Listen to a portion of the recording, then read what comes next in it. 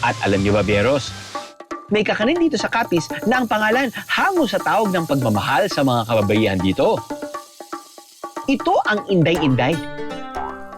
Kung sa Luzon, palitaw ang tawag sa putahing ito na gawa sa malagkit na bigas at nyug. Dito sa Capiz, meron din silang bersyon. Para itong palitaw na ang pampatamis, bukayo. Si Nanay Aida matagal nang nagtitinda ng Inday-Inday.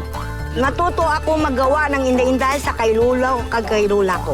Nagluluto kami tuwing may okasyon. Manami, masarap.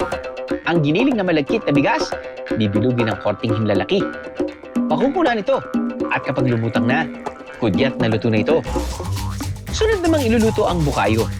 Paghahaluin na ang kinayad na niyog at asukal na muscovado. Kapag lumapot na, ihahalo na ang mga pinukulo ang malagkit.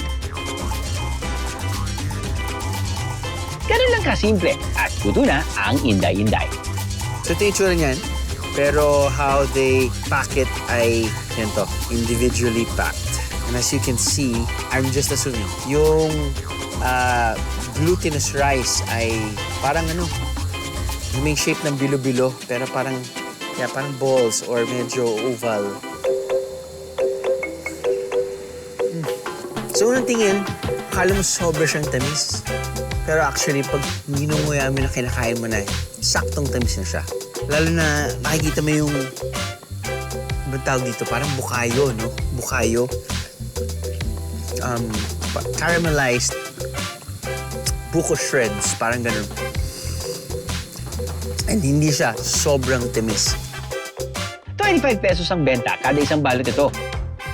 Ngayong araw, mukhang masusubukan ng powers ko sa paglalako ng Inday-Inday. Maraming tao sa labas. Bakal! Bakal! Bakal na binibenta namin, bakal! Ay! Hindi. Bakal! Parang dapat medyo malambing. Bakal! Magbakal! Magbaka sakali lang kami na gusto nyong ng Inday-Inday. Bakal na kamo! Bakal, may bakal kayo? Ay! Tagtila. Tag? Magkano? 29 pesos na po. Umakit na ng konti. Walang pera. Okay lang. Dahil nga, dahil first time ko ngayon, gawin nating 25. 25. Thank you po. Ay, nakalimutan ko. Sorry, nga pala. Salamat. Ay, salamat po. Salamat. Okay na. Ang lakas nga makabenta nitong bakal-bakal. Ay, bakal-bakal.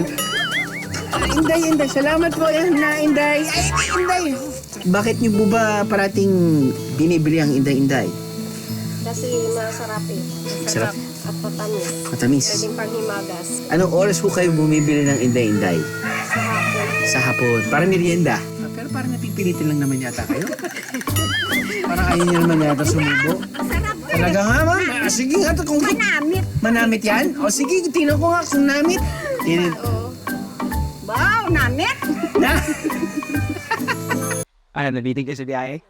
God! All you gotta do is just subscribe to the YouTube channel of GMA Public Affairs and you can just watch all the Behind the Drew episodes all day, forever in your life. Let's go! Yeehaw!